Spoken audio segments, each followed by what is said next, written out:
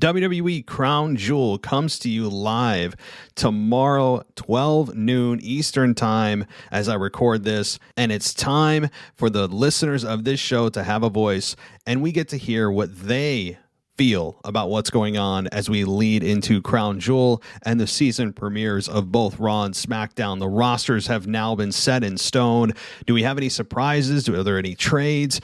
Let's get all of your opinions and feelings right after this. So if you guys don't know who Austin Cook is, he's a national U.S. champion in judo. He is a U.S. Open champion, a World Cup medalist, and he just launched his own YouTube channel. It's called Bad Boy Medicine. And right now there's a promo video up there. It's only a minute long and it's already got over 10,000 views.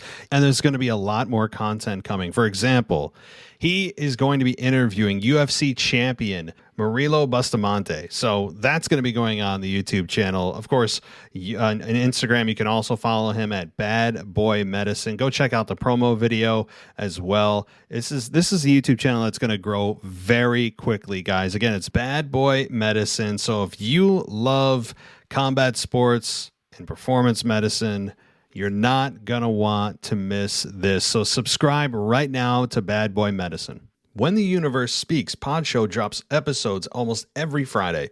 Join your hosts Mojo, The Big Gringo, and Rooster Boy for a beer review, a meme of the week, voicemails from the weirdos, and your live calls. Please like, subscribe, comment, and share their content on YouTube, Facebook, TikTok, and every social media platform. Of course, you can, hear them on any podcast providers such as Apple, Spotify, Google, and you can even get stickers, t-shirts, hoodies, koozies, simply by clicking the links in the description of their show on YouTube or by shooting the guys a message. So when the universe speaks, just listen. Go to youtube.com/universe speaks. So don't wait. Go give these three Navy vets some support by subscribing to them on YouTube or any podcast platform. It is a really entertaining show. Again, that's youtube.com/universe speaks. And you can find them on Apple Podcasts and any other podcast app at When the Universe Speaks. This is WWE superstar Drew McIntyre, and you're listening to the WWE Podcast. The champ is the one that everybody wants, me. Becky Lynch is going to WrestleMania. Claymore! Austin 316 says I just whipped your ass. This is my iron. You're going to acknowledge me. Hey everybody, welcome to the Mailbag Show, episode number 51 of this show. One of my favorites of the week, if not my favorite of the week. And it's also our 1,004th episode of this show. I didn't realize we cracked 1,000 episodes until the last couple of days. And I just happened to look at the number and I'm like, oh, wow, we just passed 1,000 episodes of this show. It's insane. Over 1 million downloads, 1,000 plus episodes, and 1,000 more to go, and millions more downloads to come. That's because of you guys. So if you like this show and you want to support it and you like to continue its growth, tell a friend or give us a 5-star rating and review. Right? I mean, that's the best way to help us grow for free. But if you'd like to help us support the show in another way, of course, you can subscribe to us on Patreon for ad-free experience. Just starts at $1, right? And also on Apple Podcasts, ad-free experiences all the way there, right in the native Apple Podcast app. You get to try us out for a full week of ad-free listening, and then it's just $2.99 a month after that. So not too shabby. And we're going to get into Crown Jewel and all of that, I'm sure, as we go throughout the mailbag. I always say that I really don't review the voicemails or emails before I start this show. You are listening to me read it and listen to your voicemails for the first time. So I really don't screen anything. If we do have profanity, of course, I'll edit it out because this isn't a live show, but it's as live as a pre-recorded show can be, if there's such a thing. But tomorrow, don't forget, obviously is the pay-per-view of Crown Jewel. I think most of us will probably not be watching it live as we'll be working because that's what we do. And most of us, I think, will be watching it on demand after the fact. So we all have to stay off social media after noon. If you don't want any spoilers, turn off your alerts on your phone, stay off Twitter, stay off Instagram if you don't want any spoilers. Tomorrow could be the day of spoilers if you don't pay attention to just scrolling through Instagram as you normally do, or Twitter. If you're at work on your lunch break, you may end up accidentally seeing some spoilers. So keep that in mind if you listen to this before the pay-per-view. Obviously, if you don't, then you already know the results. But okay, let's dive in to the mailbag, and let's start. Of course, where else would we start? This is this is just the humble beginnings of this show. There's no better place to start. No, really, a more correct place to start than with Randy. Gotta start with Randy. Randy the patron, one of the casual wrestling fans' favorite listeners of the show. Randy, here we go. So Zelena versus Dewdrop. Could they make it any more obvious that Zelena is going to win? However, watch. They will make Dewdrop win, and she's going to turn into a monster heel. What do you think? Randy, you always come up with some things that just don't formulate in my mind. My feeble, one-track, repetitive mind that I have, you expand it. You bring light and you bring diversity to this show, Randy. Thank you so much. I mean that sarcastically, but I also mean it somewhat sincerely, right? Because that's what's great about bringing people on, Randy. So here's her answer. Do I think they're going to make Dewdrop a heel? Why not? The only problem is WWE in general is so top heavy with heels that I'm concerned if they add more heels that it's going to be insanely outbalanced. So let's take a look at it though. So Dewdrop is drafted to Raw. Say let's play your scenario out. Dewdrop goes massive heel, gets a big head, plays pretend for too long that she believes she's an actual queen, and Dewdrop wins. So here's who we have on the Raw side of the baby faces. So you have Bianca, number one, easily the biggest number one baby face. Rhea's kind of in between, and Nikki's in between, although they're also in a tag team division that is no longer active in the women's division. They're champions of a division that doesn't exist anymore. So I don't know what the hell they are. They're in limbo, in purgatory, in WWE purgatory. Becky Lynch, a tweener, sadly. I can't believe I'm saying Becky Lynch is a tweener. It's the kiss of death. It's a shame. I'm going to say she's heel, though. She's more heel than babyface. Alexa Bliss, babyface. Carmella, heel. Nia Jax, heel. Zelena Vega, heel. Dana Brooke, I don't care, and no one knows. I would say she's just a warm body that is there to take pinfalls. Liv Morgan, babyface. Mia Yim, Tamina. Mia Yim, they haven't really defined yet on the Raw roster. Tamina, I think she's a heel now. Tegan Knox, again, they haven't defined her. So it does seem there's a little bit of an imbalance of heels to baby faces. That said, there actually is enough room to put a heel turn in the women's division on Raw and have someone new for Bianca to work with as well. And for that matter, Alexa Bliss. You know what? I like this. I really like it. Randy, you're a man of intelligence here, because that's not a half bad idea. Just have her turn nasty. Have her just be this, like you said, monster heel. I like it. How about you guys? Because if they don't, they keep her this kind of sympathetic, just easygoing butterfly type of character, then yeah, there's not much to that. But a heel turn, a good old fashioned heel turn, I like it. Good stuff. Let's move on. All right. That Charlotte match with Bianca was great. My God, so many times I thought Bianca was going to win.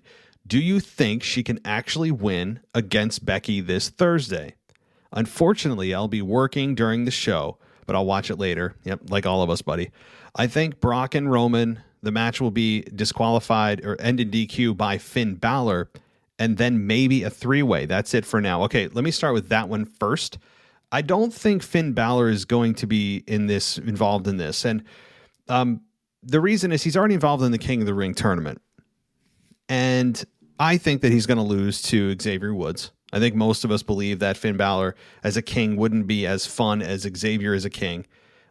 Again, with a little disclaimer that as long as Xavier turns heel from that and eventually goes against Kofi and the New Day officially is we can say rest in peace and bury them 6 feet deep, I'm all for it.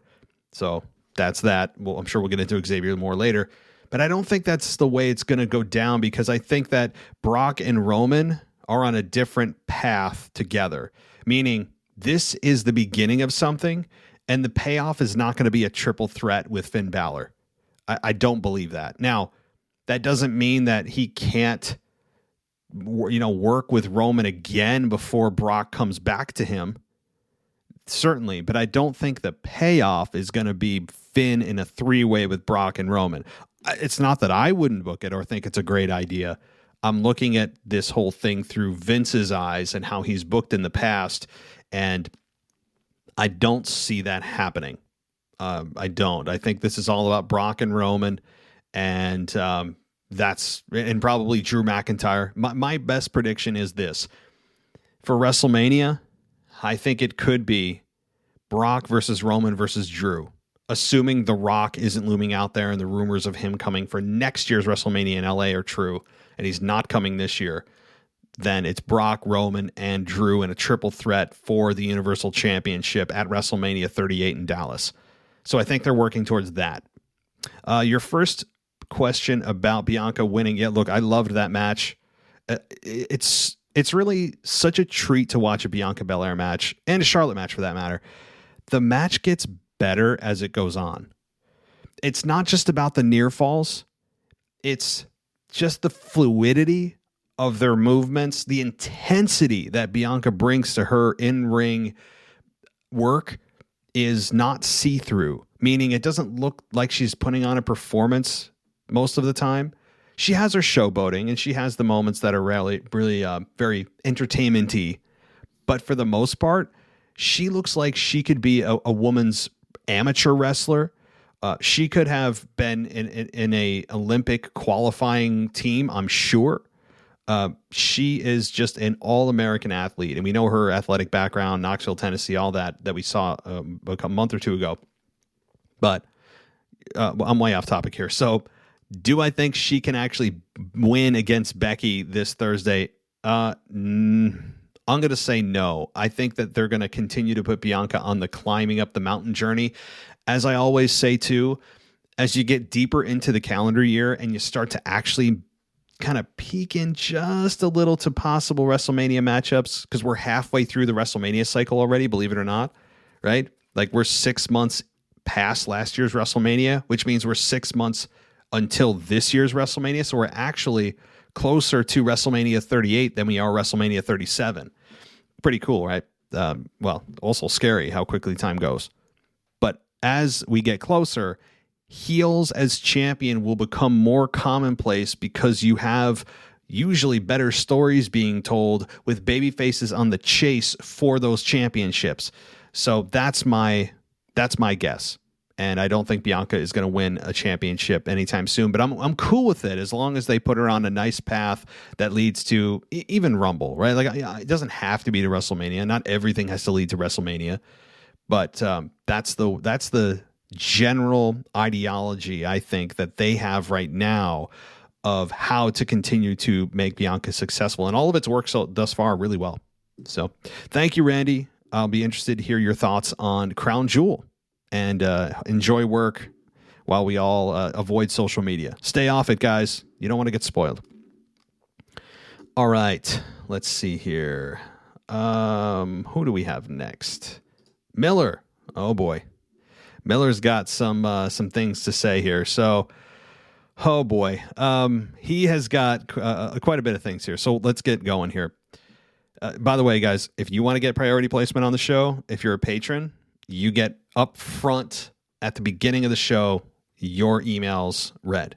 So, and you also get your voicemails first when we get to the voicemail section. Okay, here we go.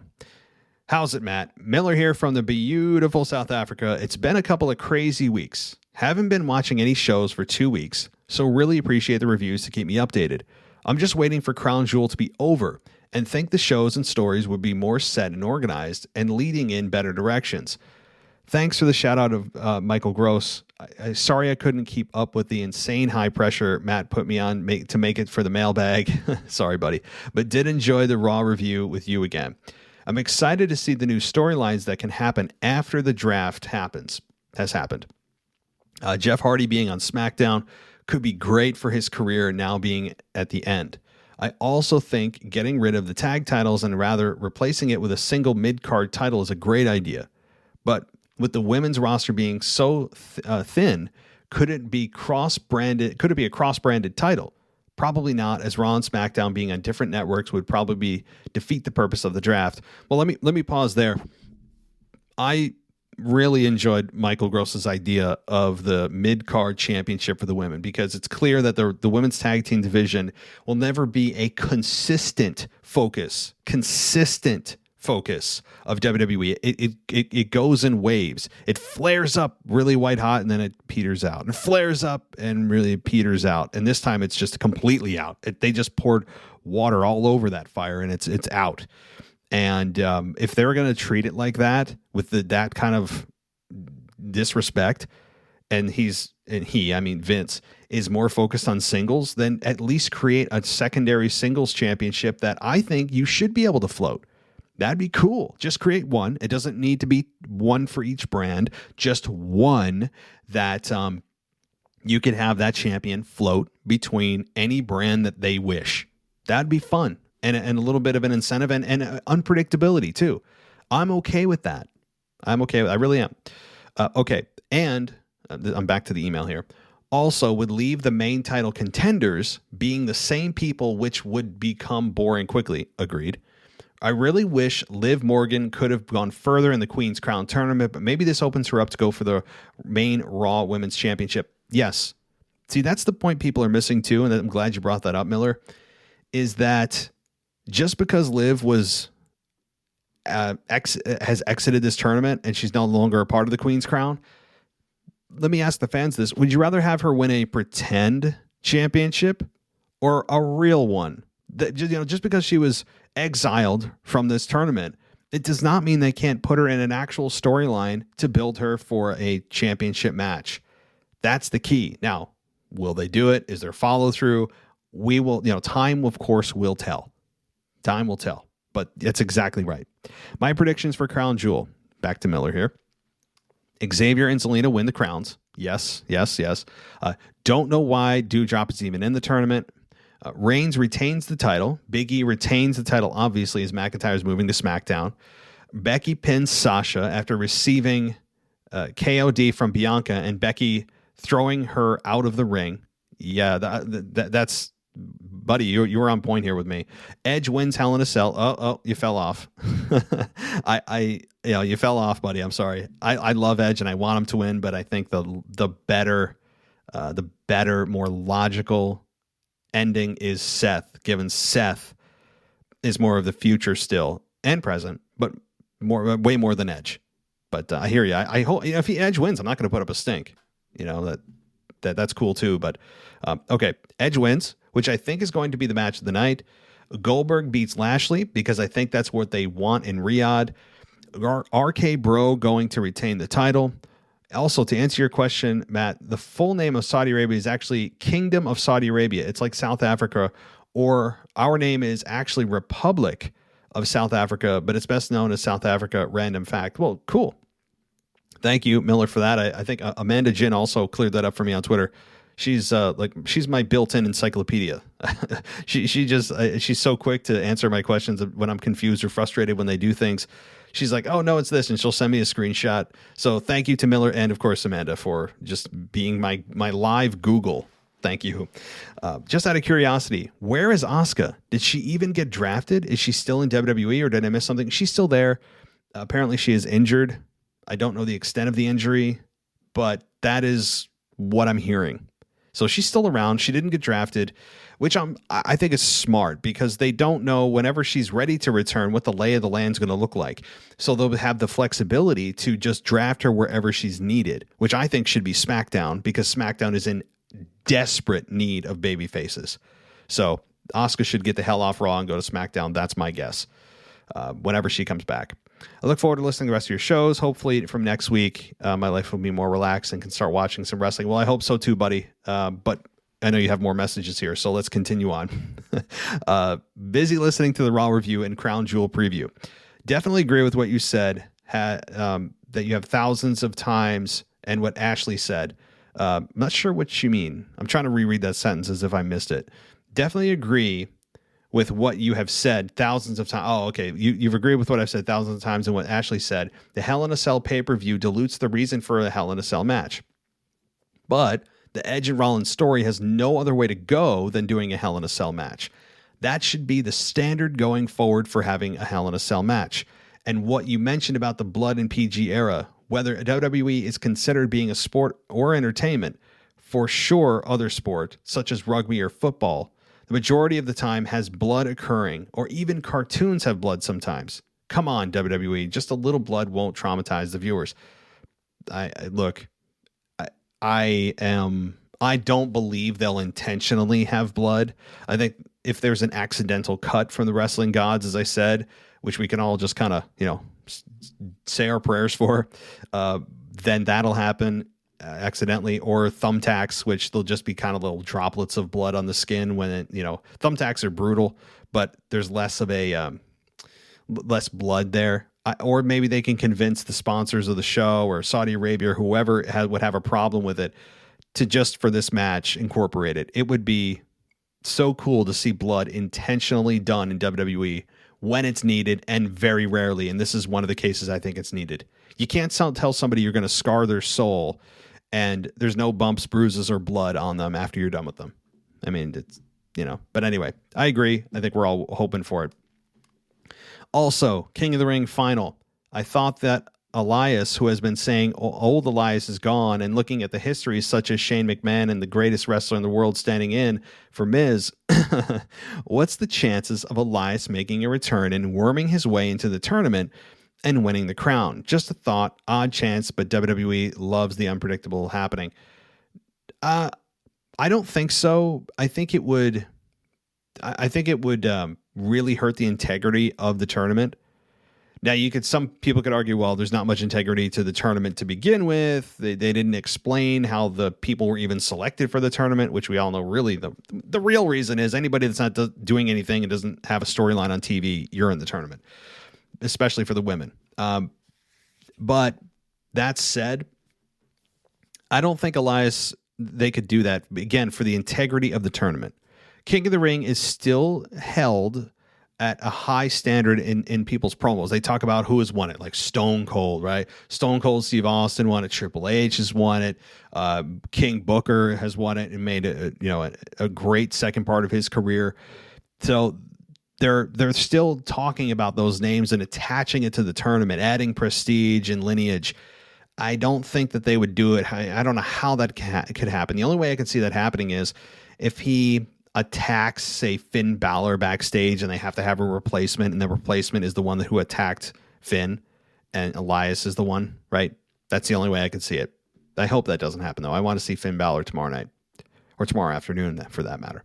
I just want to applaud you and all the other hosts for doing such an excellent job in your podcast to keep me in the loop without me watching any shows and know exactly what's going on. Great job, all of you. Another thing, why don't we, for the podcast, have a little of a match between all the listeners and hosts? The whole pronunciation of Omos's name. I love it. I love it. Let's vote and come to a decision what's right, either via voice or on Discord. Cheers. Miller, you are another genius. I've got so many you guys are like way smarter than I am, right? I mean, you should be running the show at this point. But I'm just a creature of habit sometimes, and that's to my detriment. But Miller, that's that's exactly what I'm going to do. For the patrons of the show, I'm going to put a poll up. It's going to be a post, but you'll be able to vote on it. And I'm going to say, how do you pronounce Omos's name? And there's going to be two choices, because there can't be a third. I mean, it's either Omos or Omos. I have not heard it pronounced any other way. So I will put that up. Great job, Miller. Man, you guys are the best. All right. So let's continue on. And, okay. Oh, Miller, you have one final little paragraph here. The Elias situation, as you say, things are bottled up. Well, yeah, things do bottle up inside you if you haven't especially watched it in a couple of weeks. The Elias situation being very unlikely, but what about another twist? With Sonya Deville now being back as an in-ring competitor and also a WWE official, her worming herself into the Queen's Crown final, winning it, and being the Queen and forcing Naomi to be her servant. I think that could be a great storyline, seeing how Sonya has been treating Naomi for months now. Also, it's one day between Crown Jewel and SmackDown show. Is that going to be the season premiere for SmackDown? Yes, it is. It is. It's going to be tough. That day of travel, I think that they're going to travel back, which is why the show was so early, so that immediately following the show, they can get the hell back. That's crazy. But no, I do believe that they'll be able to get back. Barring some kind of plane trouble that they had last time where people were stuck and they were blaming it on the government. Barring that, yeah, they are going to have a red-eye flight back to the States. God bless them. I mean, my God, you're traveling, 17 hours there, putting on a show and immediately leaving 17 hours back to then put on another show. Oh, my God. Yeah, but that's what they're doing. That's what they're doing. As far as your idea about having Sonya Deville do this, I don't think so. And the reason is, first of all, Sonya Deville is not really fully back in the ring. It's like she just kind of tested the waters with Naomi. It doesn't seem like she's left the WWE official role. I was hoping she would. I was hoping that she would just vanquish that role and just Adam Pearce is fine. I don't know if they just want balance or from a male and female perspective or what the case is, or maybe Sonya's just not fully ready to mentally come back full time. I don't know, but here's why I don't think it's going to happen. The biggest reason, guys, is, I hate to say it, but it's the current political environment. I don't think it would be a great idea in today's environment to have Sonya Deville make Naomi her servant. You do the calculations on what I'm talking about here.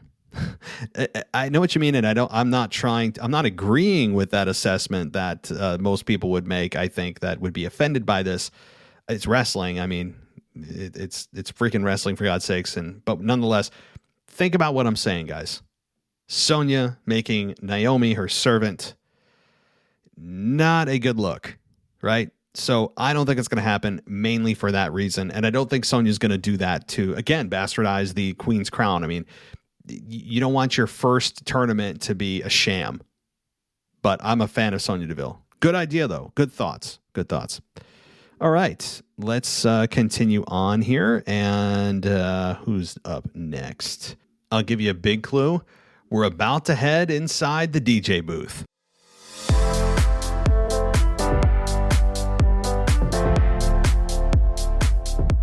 And you guessed it, Mr. DJ Kuzmo, as he would say, is back at it again.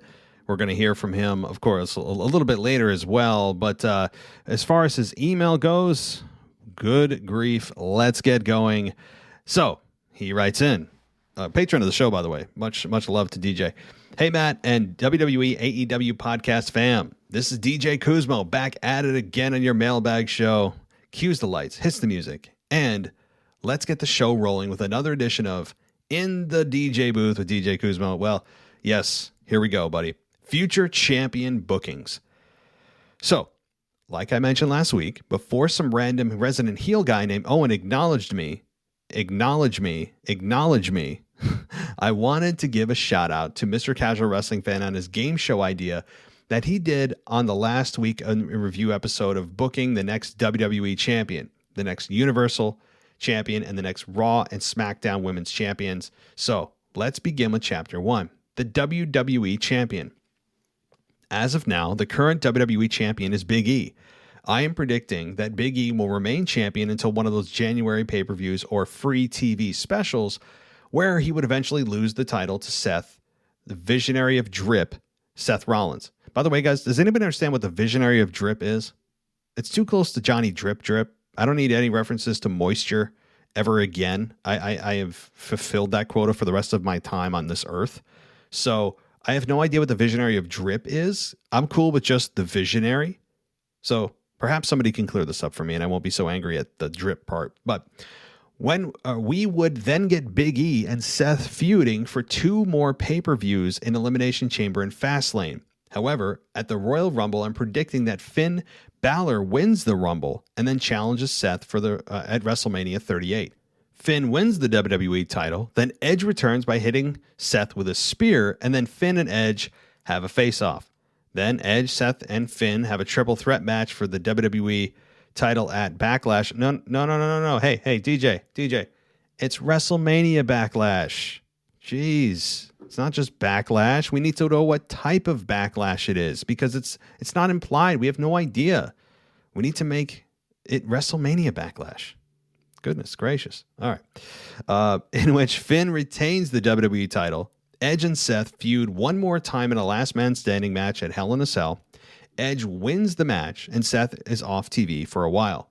At the same Hell in a Cell pay-per-view, Finn Balor challenges AJ Styles for the WWE title inside the cell. Finn beats him. Then, at Money in the Bank, Finn Balor challenges both AJ and Omos for the WWE title in a handicap match for the championship. Finn wins the match, and Omos turns on Styles. Edge qualifies and wins the Money in the Bank briefcase as a babyface. We'll revisit this at SummerSlam in just a few moments. Bobby Lashley was near second to possibly win the Money in the Bank briefcase. So Bobby comes out on Monday Night Raw and challenges Finn for the WWE title at SummerSlam 2022, in which Finn retains. But in the most shocking splash, guess who shows up? None other than the ultimate opportunist, Edge. He comes in, spears Finn, cashes then the Money in the Bank briefcase, wins the WWE title, and officially turns heel to shock the world. I digress. Next chapter, chapter 2. The one thing I'll say about this, there's a lot here. I can't go through everything that you proposed. It just would take up way too much time. But as far as Edge turning heel, I would love it. Now, I'm equally of supportive of Edge being a babyface as I am a heel, because Edge is masterful at both. But I want to see what the heel Edge looks like before he calls it a career. I totally agree. I want the ultimate opportunist, the sniveling, just SOB you want to see somebody take out before he calls it a career. And that's not a bad way to do it. Money in the Bank briefcase is built for situations like this. Good booking, buddy, though. Really good, but thought out well. The Universal Champion. As of now, the reigning, defending, undisputed Universal Champion of the world, Roman Reigns, is still the champion. However, before we get to Roman's next possible challenger, that's going to be a triple threat of Roman, Big E, Drew at Survivor Series. You ask why Drew is in this match and he's not even a champion. It's because Vince loves a good old-fashioned house match between three prize fighters and main eventers. However, Roman wins the match by hitting Drew with a spear out of nowhere after Drew hit Big E with the Claymore. McIntyre goes into a feud with the newly turned heel Cesaro after Cesaro and Sheamus join forces on Smackdown. For the December and January pay-per-views, Roman Reigns feuds with a new repackaged Jeff Hardy, and Roman wins both matches. Drew, Lashley, Big E, and Sheamus, along with Finn, are the remaining wrestlers in the Rumble. At Elimination Chamber, Ricochet wins that match and challenges Roman for the Universal title. Roman defeats Ricochet, and then we get a returning Brock. He comes into the ring while Paul Heyman looks vigorously nervous. Brock and Roman have a face-off, and then Drew's music hits, and he's on the entrance ramp with a mic in his hand, stating that he is not through with Roman yet. He wants that Universal title and for Brock to step aside and wait his turn. Then, on Friday Night SmackDown, the week after the Usos defeat Rick Boogs and Nakamura for the SmackDown tag titles, and the Bloodline celebrates. Adam Pearce comes out to the entrance ramp and says, at WrestleMania 38, it's going to be Roman Reigns versus Drew McIntyre versus Brock Lesnar for the Universal title. Yeah, that's actually my prediction, buddy. It's exactly what I think is going to happen. Not in that exact way, but the end result is the same, I think. Paul Heyman's face is shocked, and Roman gets angry at both Paul and Adam Pearce. Drew comes out to the entrance ramp with a smile on his face and puts his hand on Adam Pearce's shoulder and thanks him. Roman doesn't have a title match at Fastlane because he defeated Ricochet in a steel cage match for the Universal title on free TV. Then comes the infamous triple threat match between Drew, Brock, and Roman at WrestleMania 38, which comes to a screeching halt when Roman hits Brock with the third Superman punch, but Drew hits Roman with the Claymore, and the crowd goes 1, 2, 3. Here is your winner and new Universal Champion, Drew McIntyre. Drew celebrates with the confetti coming down and the crowd applauding. As Drew is walking up the ramp, Brock gives an F5 to Paul Heyman as the Usos scramble outside the ring. Then Brock gives Roman an F5 and leaves the ring. Ooh, here, I like this part here. Then all of a sudden, The Rock's music hits. The crowd loses it. Roman says, no, no, no, no. The Rock reaches for Roman's hand and the crowd starts to boo, but The Rock picks up Roman while the crowd chants, Roman sucks, Roman sucks, Rocky sucks, Rocky sucks. Roman Reigns goes off TV for a while, and The Rock appears on SmackDown from time to time as the newly appointed head of the table. As Kayla Braxton asks Paul what happened to Roman and where is he? Drew continues his run as Universal Champion by defeating a newly turned Xavier Woods at Backlash. You mean WrestleMania Backlash? And Hell in a Cell. I'm just being a jerk. Drew then feuds with a returning Elias at Money in the Bank. Boy, we're not going to see Elias for that long. Ooh, that's rough. And defeats him for the Universal title. After the match, Drew is confronted by Jinder and is chokeslammed by his partner Shanky. I almost thought that said Snitsky. I don't know why.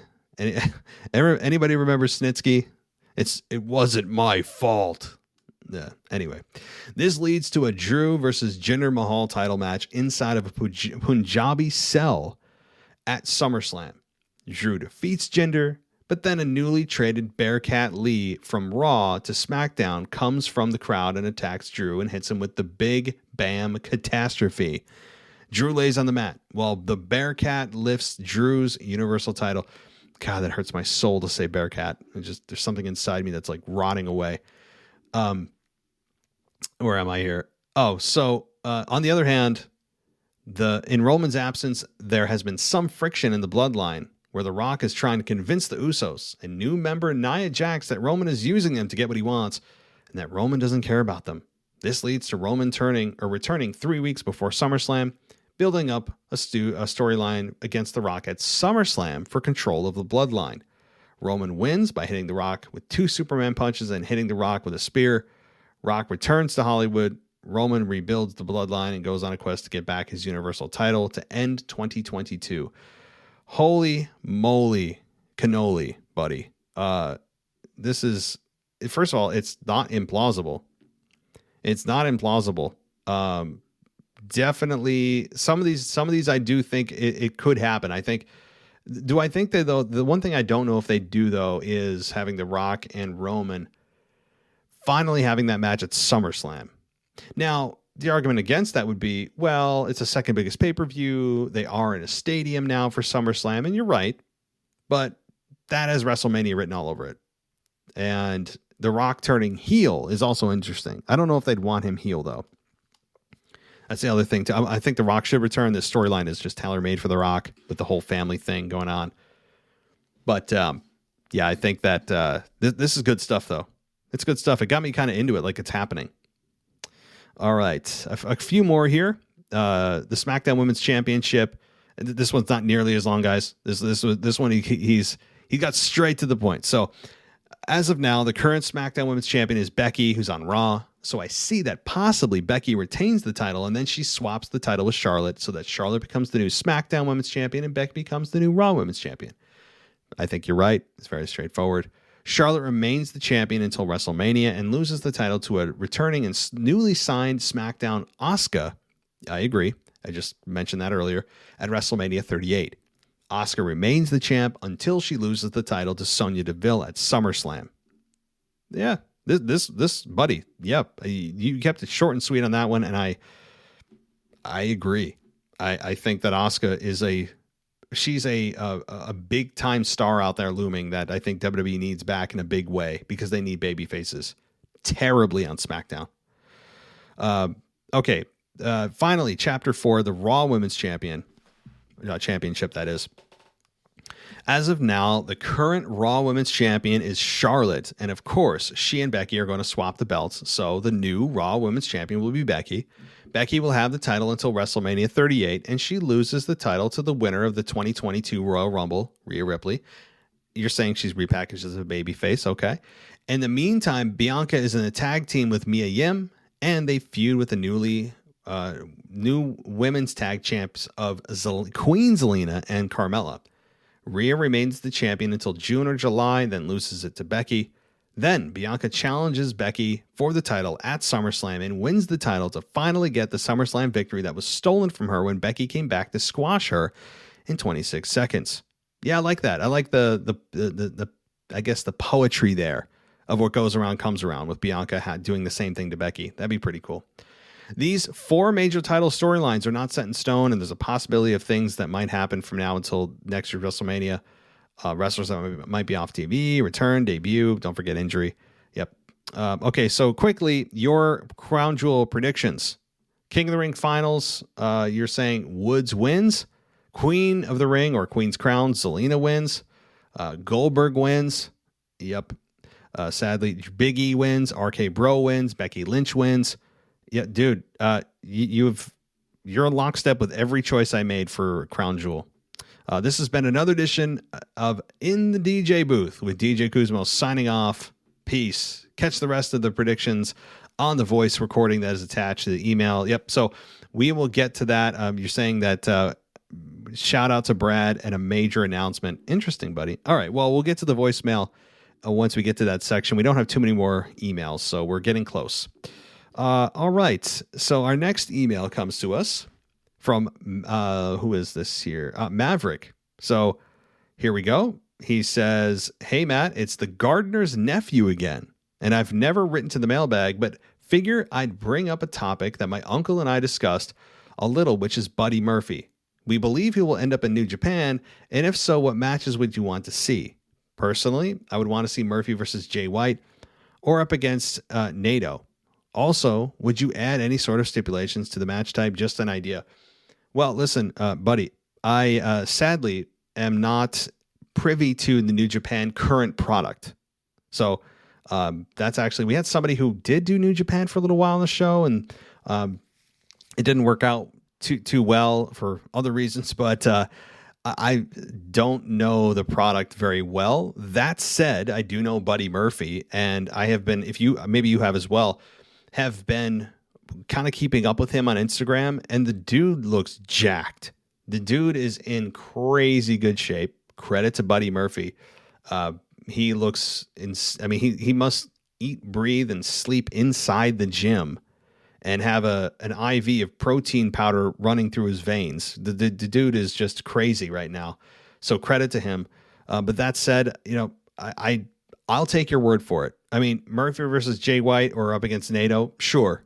I mean, honestly, that's why I called this the WWE podcast, right? Because if I named it Wrestling Podcast, then I should have knowledge or working knowledge of all promotions, of which I don't have working knowledge of every promotion, especially the current product and current wrestlers on every promotion that exists currently.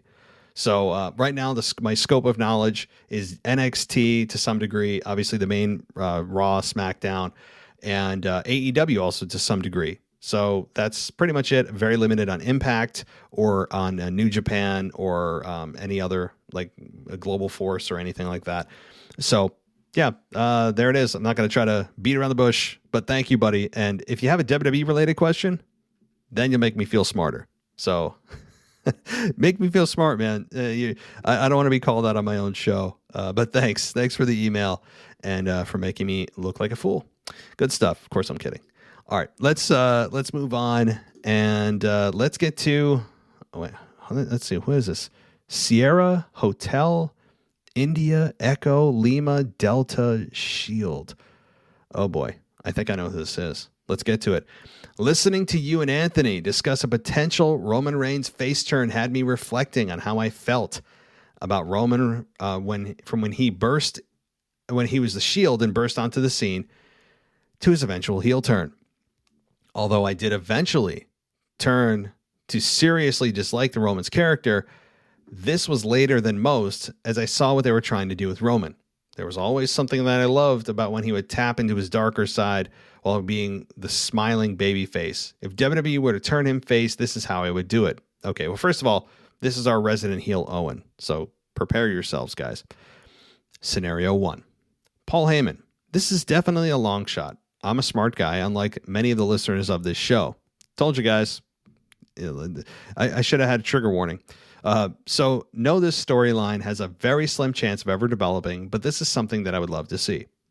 First of all, at Crown Jewel, Paul Heyman tries a slight distraction to try and aid Brock, but it fails.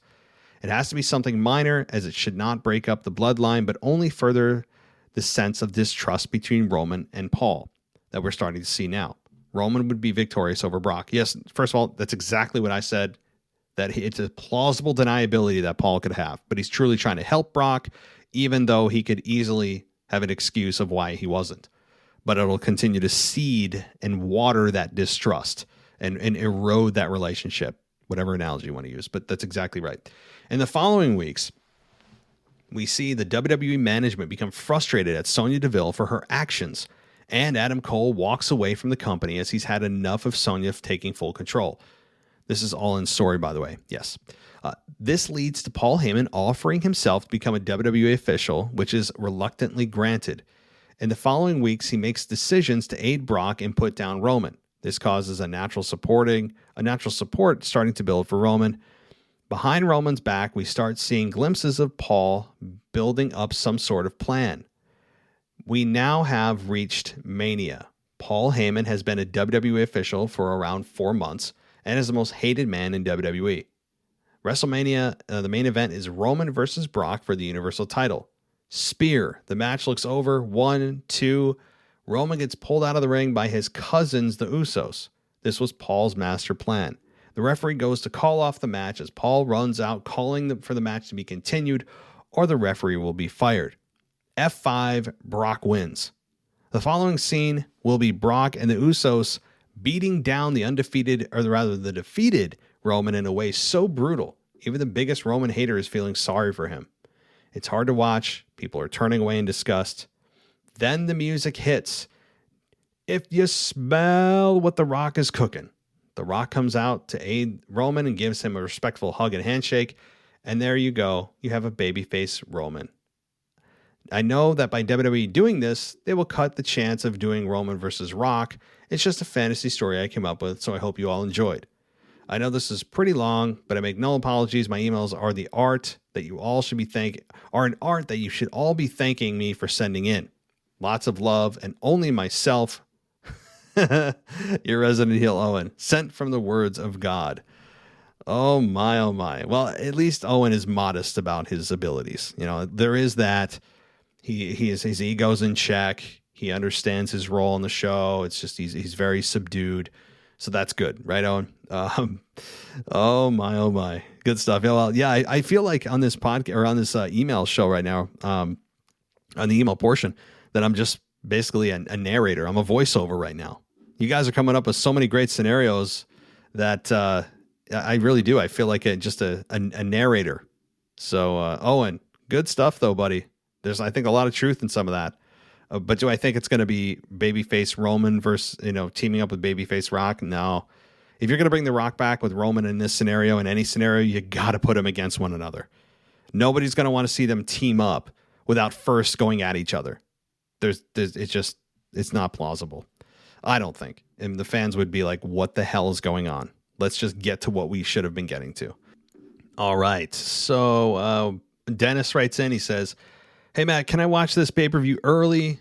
I lit like 7 p.m. in the evening because Saudi is 2 hours behind us here in Ireland. Makes a change from staying up all night watching a pay-per-view from the States, but I'm looking forward to Crown Jewel. I'm recovering from a little injury." Well, Dennis, hopefully your injury does heal. Not sure what happened, but best wishes to you. As far as the time, look, I mean, if you want to watch it live, then if you're 2 hours behind Saudi Arabia, that means that it's 10 a.m. when the pay-per-view starts for you. So if that works for you, then certainly, watch it. But otherwise, on demand is going to be the way most people watch it. Okay, let's get to, oh goodness, the casual wrestling fan. Here we go. Interesting email. Not a typical email, but hey, Matt, is Mr. Casual Wrestling Fan here? Here are some spoiler headlines for Crown Jewel. Huh. I'm going to read them to you guys, and I want to know what you think about it. These are interesting. Roman reigns and retains. Paul stayed loyal to the tribal chief. Edge and Rollins burn it down. Rollins rolls Edge. Mansoor stands tall in the kingdom. Goldberg doesn't deliver on promise. Becky retains amongst controversy. From Prince to King Balor. RK Bro outlasts Almost Phenomenal. Long live Queen Vega. So you're asking, what do you think about the viability of these predicted headlines? That's all for this week. Takeover coming soon, Mr. Casual Wrestling Fan. Well, listen, buddy. You let me know when you want to do the takeover, especially if you want to, get the Mrs. Casual involved, Mrs. Casual Wrestling Fan. People love that.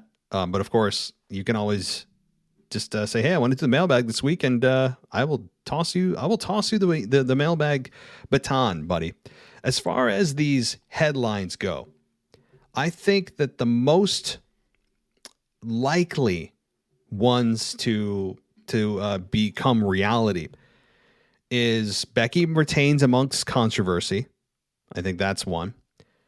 I think that Mansoor stands tall in the kingdom is another. Roman, I like their first one. Roman reigns and retains. There's so many. There's a bunch of levels of kind of puns and also clever use of words in that one. I like that one, but I also think he's going to retain. So it's good stuff. And I think that's probably. And the final one is from Prince to King Balor. Now I don't think Finn Balor is going to win, but if he does, that's the headline. I like that headline. And I don't think Long Live Queen Vega is going to make it because Charlotte uses that phrase. Charlotte uses Long Live the Queen. So it's going to be interesting to see whoever wins this to confront Charlotte, how that all works. Because Charlotte is essentially your resident queen. So why wasn't she involved in the tournament? I mean, she's champion, but nonetheless. So good stuff, buddy. I did not expect that email from you. Did not expect it, but feel free to write me or of course we'll be in touch about whenever you want to do a takeover show, and good stuff. All right. I am happily going to say that we are taking a quick break. I need a break for sure. And it's time to pay some bills, give a little love to the sponsors of the show. And then on the other side, we are going to get right to voicemails, starting off, of course, with patron, longtime listener, Mr. DJ Kuzmo, with his thoughts for this week. So stay right here. So if you guys don't know who Austin Cook is, he's a national U.S. champion in judo. He is a U.S. Open champion, a World Cup medalist, and he just launched his own YouTube channel. It's called Bad Boy Medicine. And right now there's a promo video up there. It's only a minute long and it's already got over 10,000 views. And there's going to be a lot more content coming. For example, he is going to be interviewing UFC champion Murilo Bustamante. So that's going to be going on the YouTube channel. Of course, on Instagram, you can also follow him at Bad Boy Medicine. Go check out the promo video as well. This is a YouTube channel that's going to grow very quickly, guys. Again, it's Bad Boy Medicine. So if you love combat sports and performance medicine, you're not going to want to miss this. So subscribe right now to Bad Boy Medicine. When the Universe Speaks Pod Show drops episodes almost every Friday. Join your hosts Mojo, The Big Gringo, and Rooster Boy for a beer review, a meme of the week, voicemails from the weirdos, and your live calls.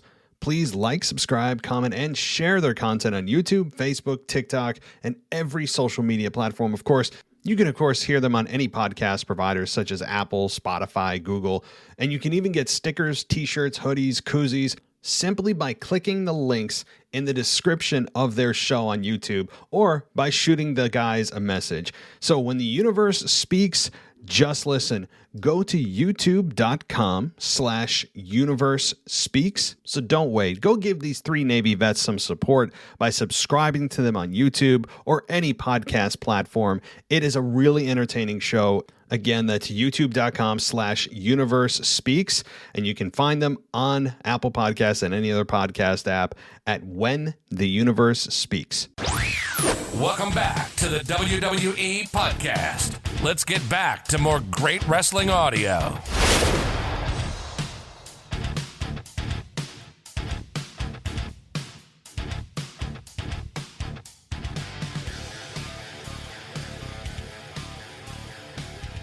Hello, WWE Podcast world. This is none other than DJ Kuzmo back at it again on your Mailbag show, recording live once again on a beautiful, wonderful, glorious Tuesday evening. And before we get started, let me just get this off my chest. I am making a major announcement tonight, folks, and that is that your boy DJ Kuzmo has finally passed his road test. After not just one try, after not just a second try, but on his third try, I have finally passed my road test. I have mastered, I have defeated and slayed the beast known as the parallel park, which was always been that thorn in my side for the past couple of years. I have finally passed my road test. I'm getting my license really soon, and boy oh boy, I am going to be hitting the road, doing some DJ events. No more Uber, no more Lyft, because for God's sakes, those prices up here in the East Coast, especially New York City here, for Uber and Lyft is downright expensive. So I'm so happy right now that I passed my road test. I'm getting my license, and I can finally start hitting the road and making some moves. Now, before we even get to the whole, shall I say, WrestleMania Saudi Arabia, I want to give a quick shout out to Brad from Pennsylvania. I remember he did mention about how the women's tag team division doesn't make sense. What's the point of having it? And I totally agree with you.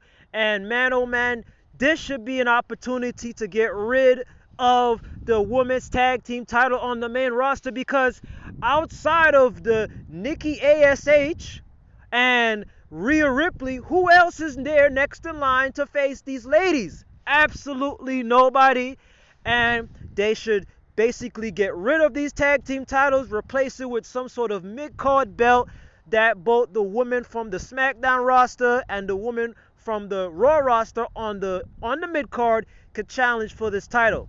I recently saw that that AEW, they're introducing the TBS title, you know, a TV title for the women's mid-card division, and the belt looks beautiful. So I don't know what WWE has in store, and having a mid-card belt, I'm all for that, because the women's tag team division is obsolete. And what's the point of even having tag team champions for the women's division on the main roster? Now, let's get to the crown jewel, or as they may want to call it over there, WrestleMania Saudi Arabia. That's right, man. I'm calling it WrestleMania Saudi Arabia. I will not be watching the show live like the rest of us. I will be working from home, and I'll most likely be watching Crown Jewel probably later on Thursday night or early Friday morning. But this is pretty much a stacked show. I think there's about like nine matches. Of course, it ain't a Saudi Arabia show without none other than our hometown boy Mansoor taking on Mustafa Ali. So, I know this is going to be a huge match between these two. Most likely this may start the show or be on the pre-show, but I am going to go with Mansoor. How can you not go against Mansoor? For some reason, Mansoor has some unbelievable mystical powers that he has an undefeated streak in Saudi Arabia. So I am booking Mansoor to defeat Mustafa, or whatever you call his name, and win this match. Now, I know there are some other matches that's on the card, but I want to focus on one of the two most pivotal matches, and that's none other than Edge versus Seth Rollins. This was one of the best non-title feuds that we have seen in a long time, and it seems like the book is going to be finally closed in a Hell in a Cell match. Hopefully we get to see some blood, but I am picking Edge to win this match. Of course, Edge has been on a tear with his promos and having the back and forth feud with Seth Rollins when Seth Rollins came to his house and the whole thing with the door being unlocked and all that crap. But overall, this was a fantastic feud, and to see this feud come to an end at Crown Jewel in a Hell in a Cell match will be awesome, and one of the greatest matches that Edge has had since he has came back to the WWE. So I am booking Edge to win this match. Seth Rollins has a lot more to do. Hopefully in the near future he gets back to that main event scene. But the next match, one of the biggest matches on the card, none other than Brock Lesnar versus none other than the Tribal Chief Roman Reigns, as they go about in this Universal title match. I know that everybody is looking for Roman Reigns to win this match. I'm also picking Roman to win this match because looking at the contract, looking at how Brock Lesnar is not going to be making any other appearances, it seems most likely that Brock Lesnar is going to lose this match. However, whatever the case may be, whether it's a hook or crook with the Usos getting involved, or Paul Heyman getting involved, or maybe we get a new member joining the Bloodline, probably getting involved. Whoever or whatever happens, Brock Lesnar most likely is going to lose this match, and the Tribal Chief Roman Reigns will continue to become our Universal Champion. So that being said, I will not be watching this pay-per-view live. I'll be watching it on replay. So I hope you all have a blessed week. Enjoy the pay-per-view if you can. And I am finally past my road test. I finally slayed the beast, and I have conquered getting my driver's license. So thanks again, once again. I will talk to you all next week. DJ, congratulations on getting your license. Definitely liberating, I'm sure. Hopefully you get a lot of actual DJ spots and you don't have to be paying Uber and Lyft anymore and things turn around for you. That's great. I have to say, when I got my license, it took me 3 times. I don't know how many times it took you, but it took me 3 times. The parallel park was the tough part for me. I was 16 and 20 years ago now for me. It's actually amazing too that they don't retest people. Like there's not some annual recertification, or even like every 5 or 10 years you have to go and just make sure that you're still not inadequate to drive. There's so many people on the road that would just be off the road if I think that was the case. So it's kind of crazy that you only need to show it once. And but anyway, as far as that goes, man, that's awesome. I know what it feels like to fail a few times on that. I remember, for me, I was 16 and I failed twice. I failed twice because of the damn parallel parking, of which, by the way, how often do we parallel park? Is that even a thing anymore? We have cameras on the cars. I don't parallel park. If I had to parallel park now and I have a state test, like up in here in New York, and I had to have a state employee in the car, I would fail the road test flat out. If I had to recertify for my license and it was dependent on me making a parallel park, I would just hand my license over and be like, yeah, it's not going to happen. I haven't had to actually parallel park in real life. And I don't even know. I honestly don't even know. It probably 15 years. I also, don't have to, I don't live in the actual city. I have my own home, which I can park in the driveway. And for work, I park in a garage. So that's also the case. But if you live down in the city, I could see where it's actually applicable on your day-to-day basis. But congratulations on that, buddy. Great achievement, and you have your freedom. So go make that money. Stop spending it on Uber and Lyft. Although I actually was an Uber driver and Lyft driver for a couple of years. So until I did this more full time. Anyway, look, good stuff on your predictions for Crown Jewel. The Roman Reigns thing. Look, Roman Reigns, I think, like you said, he's going to retain, and it's going to be Hook Cook or Usos, or like you mentioned, maybe a third member we're not even thinking about, or fourth member for that matter. But I don't believe so. I do believe it's going to be Paul Heyman, who costs Brock the match, but in a way that looked like maybe he was trying to help Brock and it backfired. And that way he could still stay true to Brock, who he's truly, I think, underneath it all, loyal to, while also being able to have plausible deniability to his tribal chief that, no, I was actually trying to screw Brock and help you. And so he's going to try to play both sides where it's plausible for both. It's going to be really genius, I think, how they do this. And with Paul Heyman involved, I think, in his own match, I'm very curious to see how it all ends there. Yeah, buddy, I'm looking forward to it. Thanks for calling in. Thanks for the emails. And as you said, I'll talk to you next time.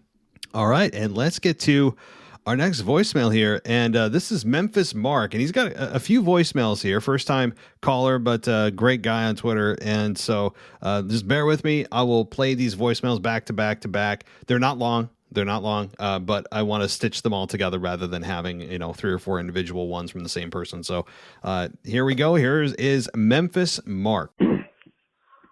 This is the original Memphis Mark coming to you from God's country in Tennessee. My biggest problem with Raw this week, I would have to say, is I'm tired of seeing everybody signaling their moves or tipping off, pushing out of pins way too early with no lackluster appearance. It's just, I'm tired. It's almost like they're lazy. I will say one thing about AEW, the guys seem a little hungrier and a little more on their fundamentals. But that's enough of that. Big E, what the? All right.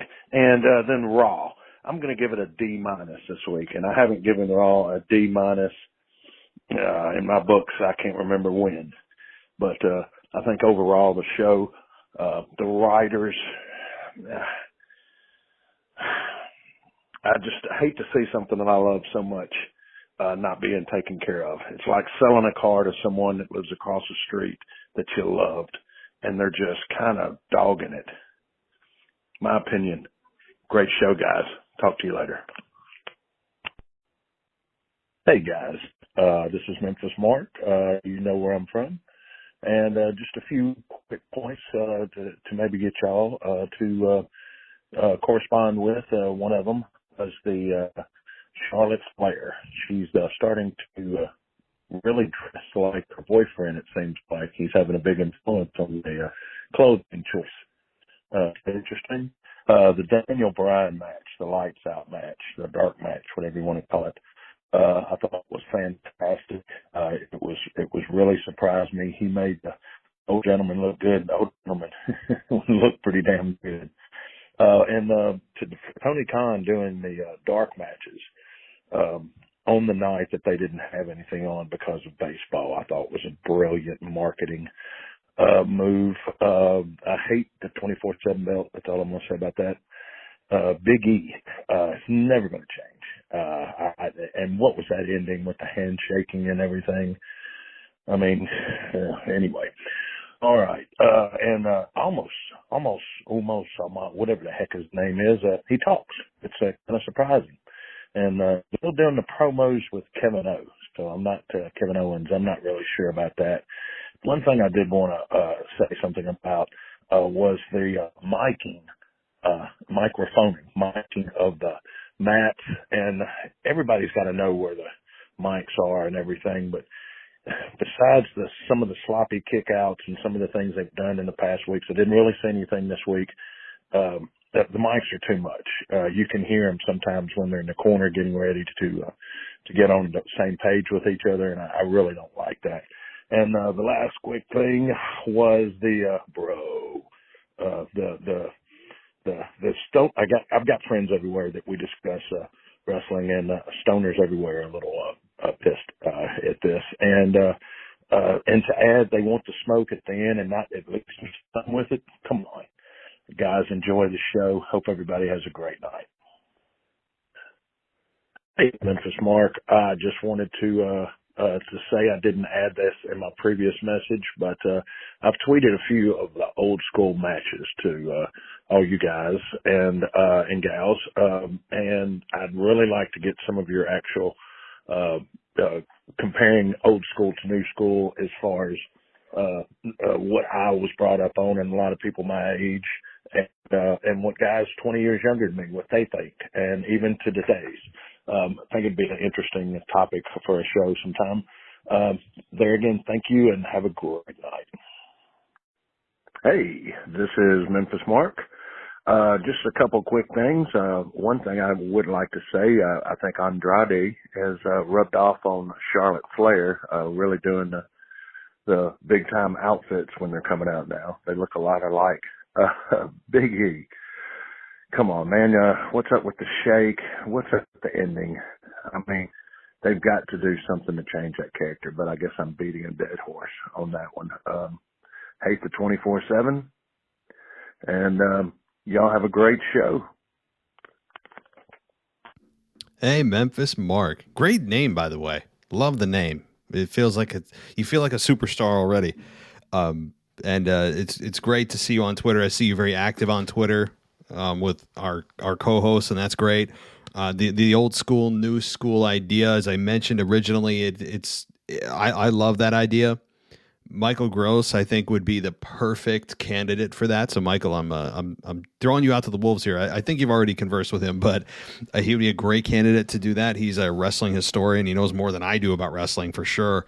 So he'd be your go-to guy on that. I mean, I don't mind doing it. You know, if I can find the impossible time that I have with my family and 2 kids and work and doing this. Right. I mean, we're all busy. I mean, I'm not trying to say I'm busier and more important than anybody else, but I am very, very thin on time. That said, I think Michael Gross would be a great candidate if he has some time. So continue to reach out on Twitter. I do see you guys talking. That's cool. And to see old school matches and reactions from the current fans that's a good concept, buddy.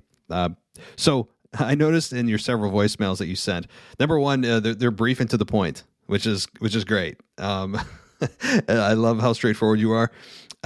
You mentioned many times in your voicemails about Big E. One of them you didn't even have any words for. One of them you didn't even have. You just said Big E and then you sighed. That made me laugh because that's all you need to hear about Big E's character. That's all. I mean, Big E's character can be summed up in a Memphis Mark sigh. Like, that is the essence of how fans of his generation and many of mine feel about the Big E character. Now, you listen to the reaction on TV, and Vince would say, "What are you talking about? He's getting a great reaction." But you have to look at the demographic that are cheering for him. You know, it's a lot of the younger audience, the children, you know, the women. It's kind of the same ones that supported John Cena and Roman Reigns' original babyface run. It's that demo that seems to somehow hang on to this god-awful character. Great in the ring. Finish, as I said, could be changed. But, yeah, I'm with you, man. I'm totally with you on that. You've heard me. If you listen to the show and you do, you know how I feel.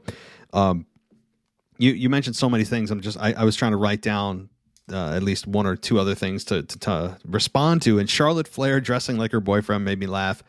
It's true. Like, Charlotte Flair has really just she's upped the sex appeal, I have to say. And while as a straight man, it's visually pleasing. That's not what I watch wrestling for. And some people would make the argument, well, it's women's empowerment and it's also that she can be sexy at the same time that she's powerful. Well, I agree. Like, I'm all for, women just being proud of their bodies, proud of themselves. That's great. But when the message gets lost because we're so distracted about what you're wearing, that's where I think it becomes an issue in professional wrestling. Because, again, Charlotte Flair is in better shape than 99% of men and women on the planet. And props to her. But again, when your outfit becomes so distracting that we're not even listening to what you're saying sometimes because of what you're wearing, then it is a net negative. That really goes for men and women. I mean, really, but that said, yeah, she does seem to be taking some attire cues from her boyfriend or fiance for sure. Miking up the ring. I never really thought about that the wrestlers should pay more attention to where the ring is mic'd up, because I have heard several calls as well in the ring and they try to hide it, but sometimes it comes across, and I agree, it just takes you out of the moment. I don't want to hear the calls in the ring. Nobody does. And certainly they need to be careful and aware of where those microphones are. Raw, you gave a D-, so that was That was right from the report card of Memphis Mark. So I agree. The handshake from Big E made no sense. Made no sense at all. And I'll be glad when Big E's on to another opponent that they're not trying to be best friends with. I'll say that. So Memphis Mark, please call back next week. Great to hear from you, and we will talk soon. Let's get to the next voicemail. Hey, it's kind of a football tour. I just got done watching Smackdown and watched that great match between Becky and Sasha with no commercials. It was a great match, and they have great chemistry. And it made me go back to their Hell in a Cell match too, and their they just have a great chemistry no matter what they did. And then with Seth Rollins bringing that up too in his promo earlier about Hell in a Cell, that was very interesting. And then I forgot what he said though, but that entire promo that he said was really cool. But yeah, the Becky and Sasha was a great match. I enjoyed that, great chemistry, and it's cool that Becky won. And with Liv Morgan and the whole and just the rest of the women itself, they clearly don't care about them, which I don't understand. They have Liv Morgan out there dressing like a very well. She is really attractive, but I don't care about that. I care about them wrestling, but they just have the rest of the women there doing nothing, having 5-minute matches with this whole tournament thing. They had Liv lose and Toni Storm, which I don't get. They're both one of the two of the best people that I care about. But anyway, they only care about Sasha and Becky and Bianca, and like I said, that was a great match, and it was cool to watch it with no commercials too. So, but what do you think about that entire situation with the women's division, that they just care about the three of them, Becky, Sasha, and Bianca, and the rest of them is just like a who cares thing, and they do more of Liv Morgan, but they just don't want to, and also Toni Storm. But that's it. Peace, roll call. Bye. Hey, what's going on, Kyle? So I'm in lockstep with you. That match with Becky and Sasha was very, very good, as expected. You got two professionals, two future Hall of Famers in the ring together in their prime. You can expect nothing less. Big fans of both women. They did an excellent job in the commercial-free 30 minutes that SmackDown had at the tail end of the show to compete with AEW Rampage. And certainly it was a really almost pay-per-view quality matchup, if not a pay-per-view quality matchup. But your point was a good one about not just the match being good, but the fact that the rest of the women aren't doing jack, you know what? They're not. But we have Carmella with a face mask. You have Liv showing up from time to time, holding the face mask of Carmella, so she's kind of in a kind of a throwaway program with Carmella. And really, what is everyone else doing? Having 2-minute matches for the Queen's Crown? It's not good. Like you said, outside of like Becky, Sasha, Bianca, and Charlotte, what do they got going on? They break up the women's tag team division. I mean, like completely dismantled it for no reason. They've reassigned the rosters. They've made the SmackDown and Raw Women's Championship possibilities just mind-numbing when it doesn't need to be. I went through that on my show last night.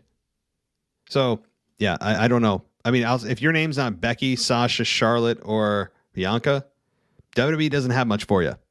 And that's sad. It's plain sad. Because I'm a big fan of a lot of what the other women can do. And eventually they're going to have to realize that you can't just have the same rotating cast of characters, and you need new dancing partners. So they're going to be forced to. Thanks, Kyle. Let's get to the next one. What's good?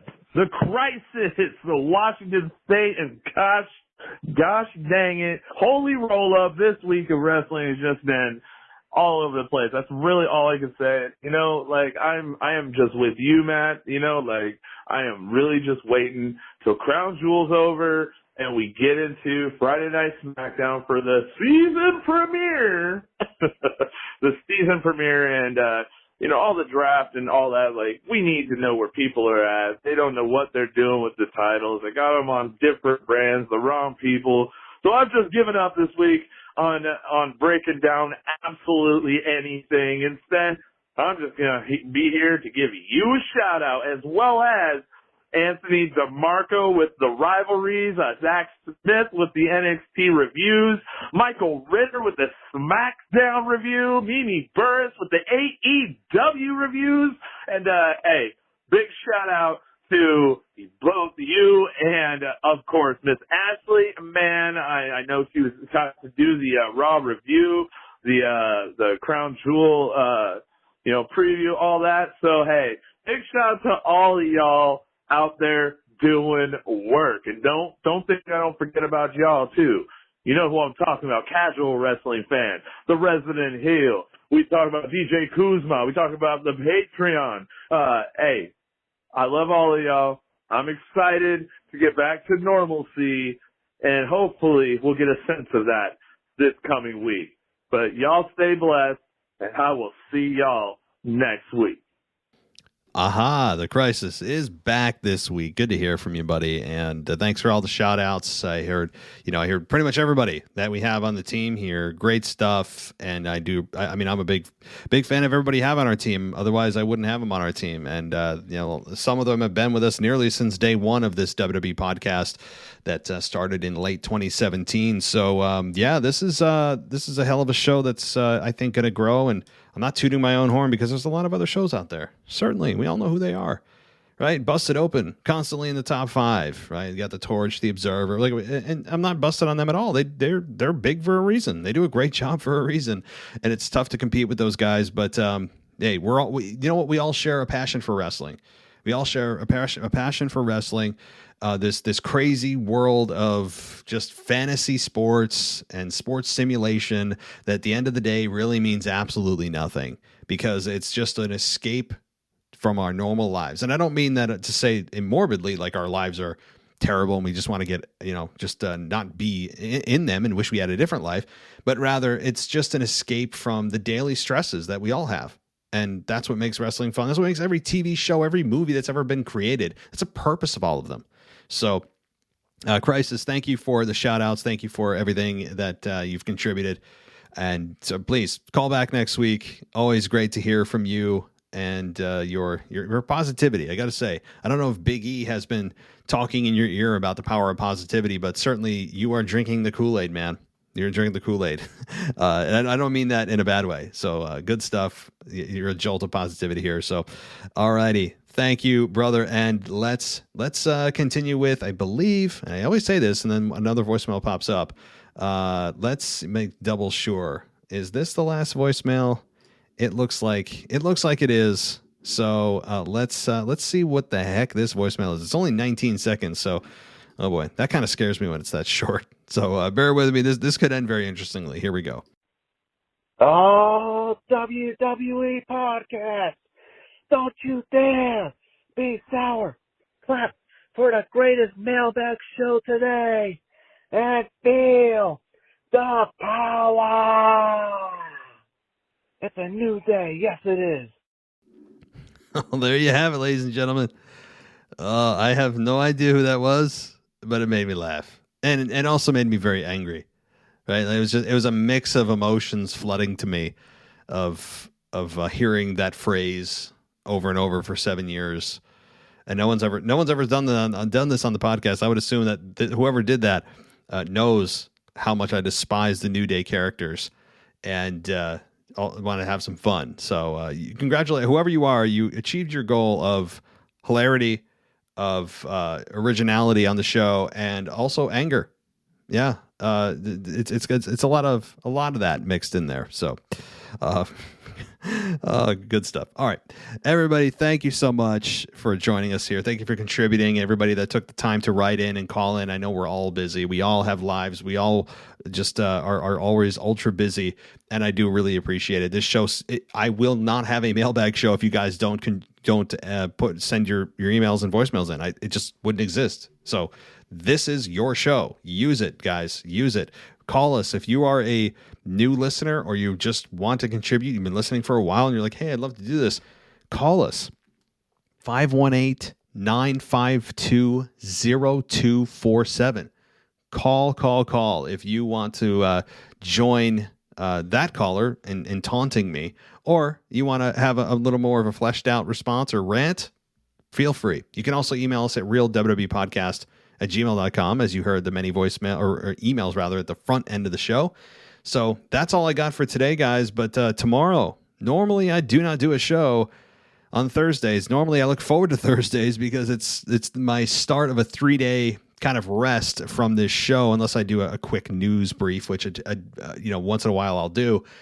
But normally I look forward to Thursdays because it's, again, Thursday night, Friday night, and Saturday night. I usually get to kind of chill out and unwind. But oh no, WWE has other plans for me tomorrow night, as I'm going to review the show of Crown Jewel. So get ready, get prepared. I'm sure y'all will be sending me your voicemails and thoughts, which I'll be looking forward to and cover on next week's mailbag, next Wednesday, the 27th of October. But until then, guys, I hope everyone enjoys Crown Jewel. Stay safe, and I'll talk to you next time. So if you guys don't know who Austin Cook is, he's a national U.S. champion in judo. He is a U.S. Open champion, a World Cup medalist, and he just launched his own YouTube channel. It's called Bad Boy Medicine. And right now there's a promo video up there. It's only a minute long, and it's already got over 10,000 views. And there's going to be a lot more content coming. For example, he is going to be interviewing UFC champion Murilo Bustamante. So that's going to be going on the YouTube channel. Of course, on Instagram, you can also follow him at Bad Boy Medicine. Go check out the promo video as well. This is a YouTube channel that's going to grow very quickly, guys. Again, it's Bad Boy Medicine. So if you love combat sports and performance medicine, you're not going to want to miss this. So subscribe right now to Bad Boy Medicine. When the Universe Speaks Pod Show drops episodes almost every Friday.